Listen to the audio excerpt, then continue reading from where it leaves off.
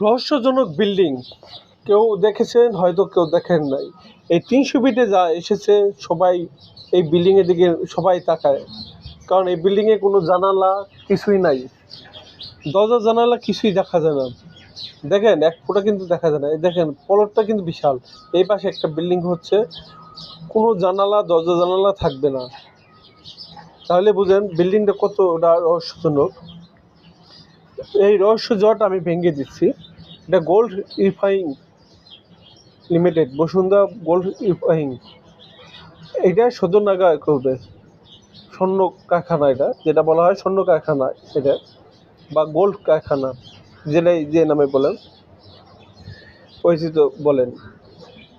এবং জায়গাটা খুব সুন্দর মনোরম পরিবেশে করা হয়েছে, যাতায়াতের ব্যবস্থা ভালো এবং রহস্যজনকভাবেই বানিয়েছে, কারণ স্বর্ণ তাপ দিলে উড়ে যায়, এই জন্যই এই ব্যবস্থা। ভালো লাগলে লাইক